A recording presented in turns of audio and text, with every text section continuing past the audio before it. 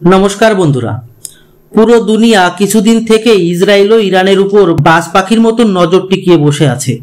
আর এরই মধ্যে ভারত মহাসাগরে মরিশাসের পক্ষে ভারত এমন এক খেলা জিতিয়ে দিয়েছে যাকে এযাবৎকালের ভারতের সবথেকে বড় কূটনৈতিক জিত বললেও খুব একটা ভুল হবে না।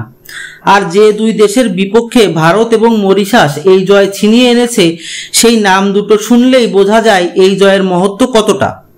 নাম দুটি হলো আমেরিকা ও যুক্তরাজ্য। কি সেই ঘটনা সেটা জানার আগে একটাই অনুরোধ রইল, চ্যানেলটি সাবস্ক্রাইব করে বেল আইকনটি প্রেস করবেন যাতে এই ধরনের ইনফরমেশন আপনাদের কাছে দ্রুত পৌঁছে যায়। তো চলেন শুরু করি।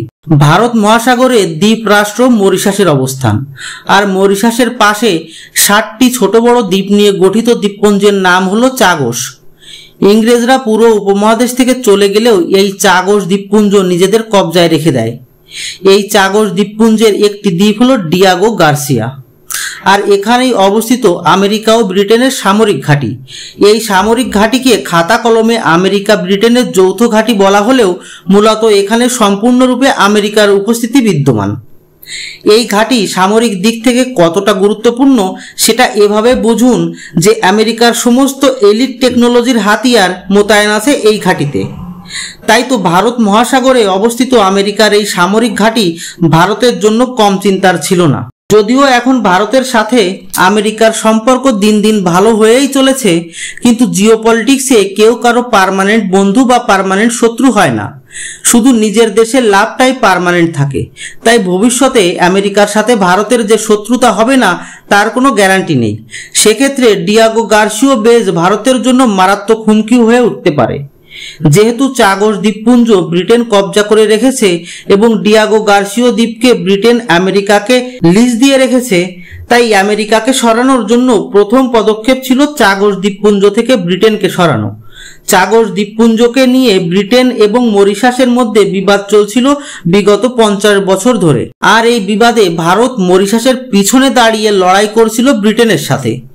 আর এখন রিপোর্ট এসছে যে মরিশাস এই লড়াই জিতে নিয়েছে, আর এই জয়কে ভারতের জয় বললেও ভুল হবে না।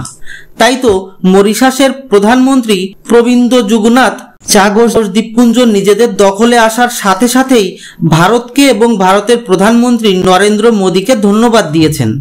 ভারত সরকারও ব্রিটেন এবং মরিশাসের মধ্যকার এই বিবাদের সুষ্ঠু ফলাফল আশায় এই দুই দেশের মধ্যকার সম্মতিকে স্বাগত জানিয়েছে। তবে এই সমঝোতার একটা শর্ত হলো ডিয়াগো গার্সিয়া দ্বীপে আমেরিকার বেজ 99 সালের জন্য উপস্থিত থাকবে। এই শর্ত দেখে মনে হতে পারে যে আমেরিকার সামরিক ঘাঁটি যখন সরছে না, তাহলে এই ফলাফলের লাভটা কি হবে। তো আপনাদের জানিয়ে রাখি, সঠিক সময় আসলেই এই 99 বছরের যে চুক্তি সেটাও ভেঙে ফেলা সম্ভব হবে।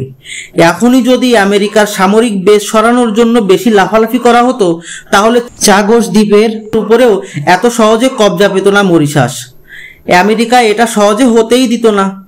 কিন্তু এখন যেহেতু চাগস দ্বীপের মালিকই পরিবর্তন হয়ে গেছে, সেক্ষেত্রে আগামীতে ভাড়াটিয়া অর্থাৎ আমেরিকার সাথেও চুক্তি বাতিল করার বিষয় নিয়ে আলোচনা বা আন্তর্জাতিক আদালতে কেস করলে মরিশাসের ইচ্ছাই বেশি প্রাধান্যতা পাবে। উদাহরণস্বরূপ, অতীতে চীনের কাছ থেকে হংকংকে লিজ নিয়েছিল ব্রিটেন, কিন্তু লিজের সময়কাল পুরো হওয়ার আগেই চীনের চাপে হংকংকে ছেড়ে দেওয়া লেগেছিল ব্রিটেনকে। যাই হোক, মরিশাসের এই জয় নিঃসন্দেহে এটাই দেখাচ্ছে যে ভারত এখন বিশ্বের উদীয়মান কূটনৈতিক মহাশক্তি, যার আগে বড় বড় শক্তিধর দেশ না চাইতেও মাথা নিচু করা শুরু করে দিয়েছে। এ বিষয়ে আপনাদের মতামত কমেন্ট করে জানাবেন। ধন্যবাদ।